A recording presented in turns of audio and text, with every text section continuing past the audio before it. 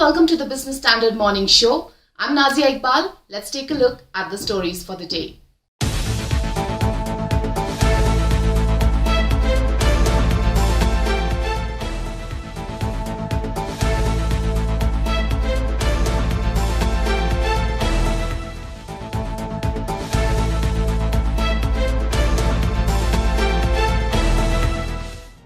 Air India has returned to the Tata stable after 68 years.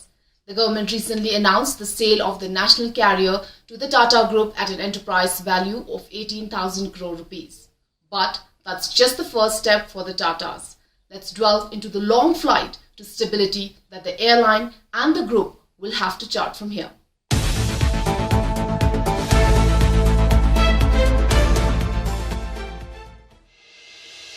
The Maharaja will offer the Tatas interesting opportunities to build synergy.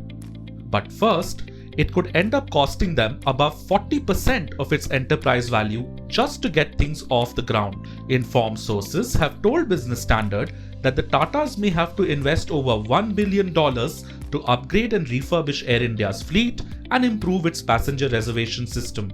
According to sources, the first three tasks will be refinancing Air India's existing loans, upgrading its aircraft gradually, and rewriting the various business contracts with suppliers and vendors. Let's get into the details. One of the immediate focus areas would be to rewrite the agreements with lessors. Additionally, the Tatas will have to refinance the 15,300 crore rupees worth of Air India's debt which they have taken over. While Air India has 141 aircraft, it will hand over only 118 in a flyworthy condition to the group. From engines to the landing gear and even the in-flight entertainment system, there are many fleet upgrade and maintenance costs ahead. While the government had set a reserve price of 12,906 crore rupees for Air India, the Tata's winning bid was worth 18,000 crore rupees. Of this, the Tatas are paying 2,700 crore rupees for the acquisition and will take over 15,300 crore rupees of the airline's debt. Separately, the Tatas will have to pay around rupees 9,185 crore on account of capitalized lease obligation of 42 leased aircraft. The Tata Group hasn't decided yet on how it will integrate Air India with its existing airlines, Vistara and AirAsia India. A source in the know told Business Standard that a decision in this regard was some time away.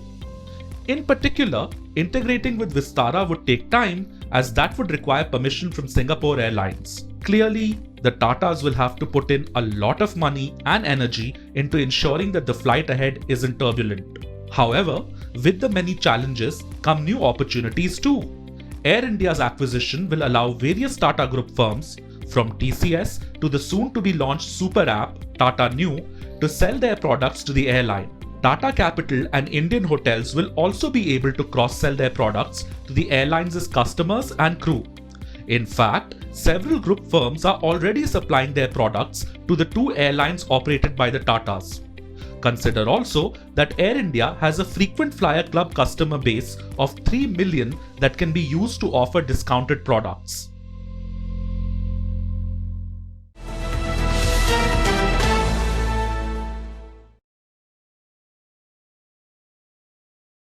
Should we be concerned about the runway rally in equity markets right now? Or should we be happy that retail investors have latched onto the equity bandwagon? And how is the retail broking business faring against this backdrop? Nirmal Jain, the founder and chairman of the IIFL Group, gave answers to these and many other questions in an exclusive interview with Business Standard's Puneet Wadhwa.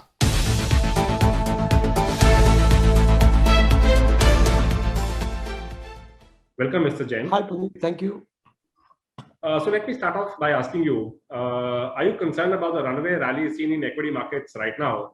Or are you happy with the retail investors that have tasted blood and latched onto the equity bandwagon? There's a tendency of equity markets to have a rally which can be scary, and they can always have corrective phases which are equally scary.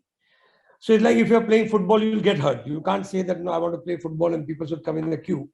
So if you're part of stock market, then these kind of volatile and strong movements are part of it.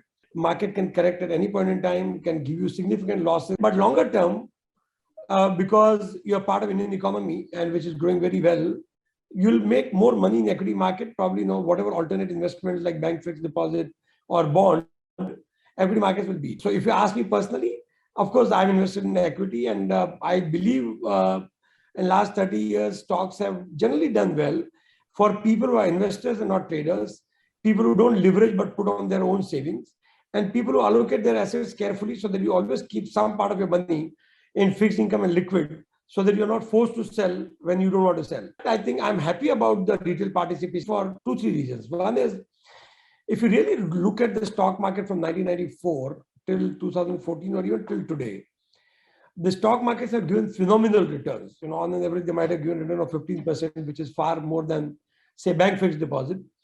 And in this time period, the ownership of foreign investors has gone up significantly at the cost of retail investors. So if you look at a scenario where, say, people could have held on to assets for longer term equity assets, then our retail investors would have been much wealthier and much richer because they kept selling and foreign investors kept buying. So when a growing economy creates wealth, that wealth basically is in the form of equity significantly. And if our retail investors and our people, which can be your relatives, my relatives, our friends, your friends, who are individuals, they participate, is always a good thing to do. At the same time, there's a concern that many times people get carried away by the way the wealth and the profit grows. Sometimes they get carried away by the poor quality stocks, which sometimes rise very quickly, and they burn their fingers. But from a long-term point of view, it's a good thing to do that retail investors become a significant force to reckon with. So how has the retail broking business done in this backdrop? And how have the discount brokerages made life difficult for the traditional ones now?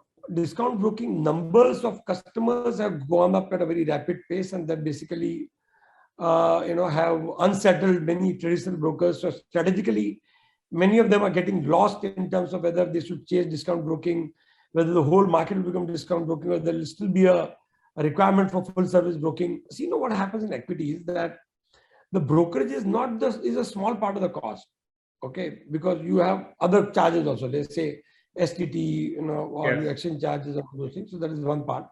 Secondly, when you're investing for long term, you really don't mind paying a small fee if provided your advisory or research service is worth it, and also depends on your temperament. So there are a large number of customers, in particular millennials, who are like more self-directed. They are basically in the social media and Google, and they try to get all answers on internet. They are the customers who are more on this discount broking platform. But then there's a segment of customers who actually have more investable surplus, and they look for research and service. They're on the other platform also. Even when these millennials grow, and so I think there will always be a requirement for two types of services. So you'll always have a full service restaurant and a fine dining, and you'll always have a pizza stores and takeaways. They'll coexist. Okay. So there was a proposal by SEBI on the T+1 settlement. Is the infrastructure ready at your end, at the broking end? So the infrastructure has to be ready not only at our end, but also at the end of large investors' funds. As I said, that the foreign funds and mutual funds, they become very significant investors. Many of them operate in different time zones. I think brokers will be a very easy problem to solve. But we have to look at the funds, and particularly those who are operating in different time zones, whether they're able to cope up. So talking about your finance vertical, how is the credit offtake shaping up across segments now? Credit offtake is picking up. As we speak, last quarter was better. But I think the second half, and which is the peak festival season as well as the year end, I think we'll see a significant pickup. So in all segments of businesses that we do, retail businesses, we are seeing that credit offtake is picking up month after month. There are a little bit of hesitancy in July and August, but as we go into September and October in particular, we are seeing that the demand is picking up very well. Do you see this demand sustaining, or once the festival season is over, the busy season is over, it will taper off? No, I think demand will sustain, probably will gather momentum, because home loans and residential segment after a long time is recovering. If the interest rates remain low, then we'll see that the home loan basically will continue to sustain the growth and momentum. So I think the pre-requirement there will be that the interest rates have to remain at a lower level for home loan segment and the mortgages. And even for gold loan and SME loans, I think that the business activity picks up, which is very likely. Unless there's a COVID wave 3, which is brutal or significant, which is unlikely in my personal opinion, we'll see that the economic recovery will keep getting momentum, getting strength, and that will keep driving demand for credit growth. So with the RBI giving out licenses for small finance banks, is the lending space becoming a little more overcrowded? So, the supply for credit is not determined by number of players. It's determined by your capital, and because that gives you the power to leverage. I think that the economy is growing. It's a $3 trillion economy. And I don't think that the few licenses of small finance bank is going to tilt demand or supply in any significant manner. So what are the risks to the economy and hence the markets do you foresee over the next 6 to 12 months? Risk to economy obviously is a COVID or a geopolitical risk or what has happened world over. Most of the central governments have done quantitative easing and pumped in money, printed money. And in this kind of scenario, if there's one more crisis of any type, it's very difficult for governments and central banks to cope up with that. Because all of them are already over leveraged. All of them have basically printed money and their balances have become a little risky. So this has to pass through. This has to sail through over a period of time. So one last question. What's your advice to investors now? Be diversified but selective, of course. So select good stocks, but diversify, because the one good feature of this rally is a broad base. It's not driven by one or two sectors. So it's not like only IT rally or a banking rally. You have great opportunities across. So you can diversify the portfolio, but be selective in terms of good stocks and don't get into the jet quality or just by speculative fervor that, okay, this stock will double, triple. So control your greed, don't leverage, and invest in a good selective portfolio. Thank you, Mr. Jain. That's all for now. Hope to see you soon.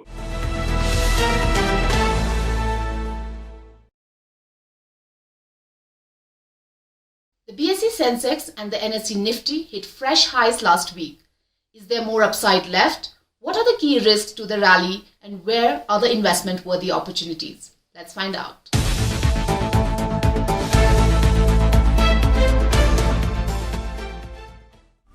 It has been a stupendous rally for the Indian equity markets so far in 2021. The S&P BSE Sensex hit the 61,000 level for the first time on Friday, while the Nifty 50 breached the 18,000 mark last week. The surge has made analysts a bit cautious now. Jitendra Gohil, head of India Equity Research, Credit Suisse Wealth Management, advises that investors remain selective and buy stocks of fundamentally sound companies rather than chase momentum. Independent market analyst Ambarish Beliga shares a similar view. Markets have been on a dream run, have now crossed Nifty 18,000, Sensex 60,000. No doubt the economy has picked up, COVID fears have subsided, but the markets too have rallied much faster. Valuation-wise, we have umpteen number of large-cap stocks at high double-digit valuation. Couple of them are even in 3 digits, which is beyond the past euphoric rallies. The rally is primarily driven by retail investors, most of them first-time investors who have never really experienced a deep correction. And there's a vast difference between witnessing a correction from outside and experiencing a correction while being invested. The general feeling is that this liquidity will continue as long as the markets are showing positive returns, thus actually forming a virtuous cycle. This has also resulted in the Indian markets outperforming the rest of the markets, and we could see ourselves as the 5th largest in the world by market cap. However, finally the markets always follow the cycle of greed and fear, and the investors today are carelessly greedy. So it's only a matter of time before the music stops. In the shorter term, however, markets will be guided by a slew of domestic and global cues. While commodity prices, especially of oil and coal, will be key monitorables, corporate earnings in India are likely to dictate the broader market trend in the absence of any major economic data announcements this week. According to the daily charts, the Nifty is likely to trade with a bullish bias as long as it sustains above 18,230. The weekly F&O data indicate a range of 18,050 to 18,700 for the Nifty. As regards the BSE Sensex, charts indicate a broad trading range of 60,350 to 62,250 for the week.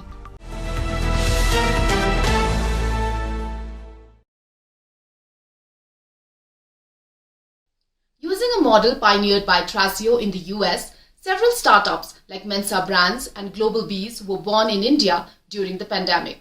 As they buy out merchants selling through Amazon and Flipkart, not only do they provide profitable exits to small business owners, but also help their brands scale rapidly after acquisition. Let's understand the appeal of this new category of startups.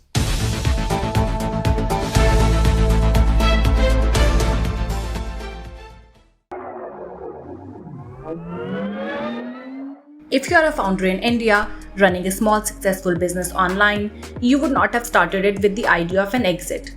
But now, a new breed of startups has emerged. It specializes in acquiring fast-growing digital-first brands and scaling their products. This template has been spearheaded by 3-year-old US startup Thrasio, which acquires successful third-party Amazon sellers and gives their founders a lucrative exit. Thrasio's team of experts now manages a global portfolio of nearly 100 brands. Founded in 2018, Thrasio made an incredible $100 million profit last year on a revenue of $500 million. The company is valued at $6 billion based on its latest funding round. A number of startups have spawned in India in the past year to replicate Thrasio's success in the country and have together raised around $300 million so far. Some of them are Mensa Brands, Global Bees, 10 Club, Upscaleo, Evenflow, Powerhouse 91, and Goatbrand Labs. Venture capital investors have poured in significant amounts of money in these startups in a short period. For instance, Mensa Brands, founded by former Myntra CEO and MedLife co-founder Anant Narayan, has raised over $80 million in 2 rounds of funding. Global Bees set a record for the biggest Series A funding in India when it raised $150 million in June, split equally between equity and debt. 9-month-old 10 Club raised $40 million in one of the largest seed financing rounds in India. Goatbrand Labs, founded by former Flipkart executive Rishi Vasudev, closed a $36 million Series A round in July. These startups acquire online brands across categories like fashion, beauty, personal care, food, home, sports, and lifestyle. They also target direct-to-consumer brands operating in niche categories and ship their products directly to buyers, thereby cutting out the middlemen like Amazon. All of them follow a typical 3-step process. In the first step, the startup gets to know the seller and their business after 1 or 2 meetings. To express an initial interest, a letter of intent may be signed. After this, it carries out a thorough due diligence and verification of financial statements, sales, cost, marketing, and supply chain.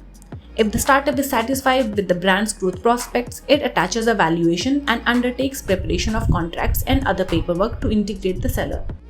And finally, when the seller signs off, they receive the funds in their account. In some cases, the founders continue to receive a share of the profit going forward, even after selling their business.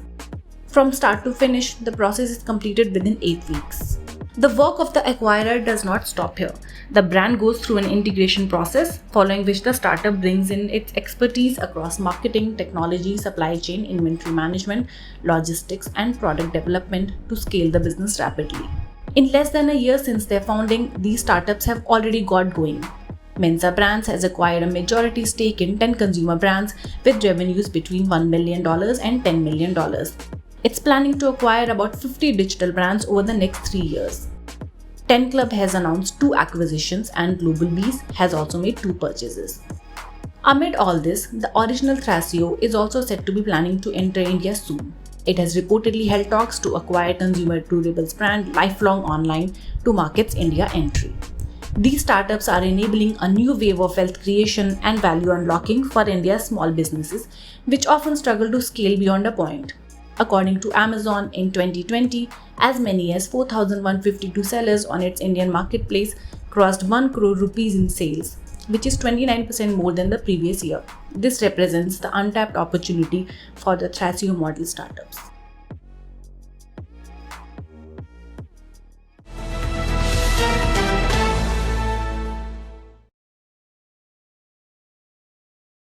That's all we have for you today. We will be back tomorrow with more news and analysis in our next episode. Stay tuned. Thank you for watching.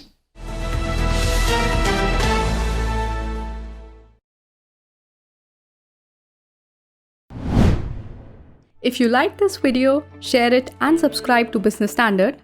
For more news, views, and insights, log on to www.business-standard.com. Do also follow us on YouTube, Twitter, Facebook, Instagram, Telegram, and LinkedIn.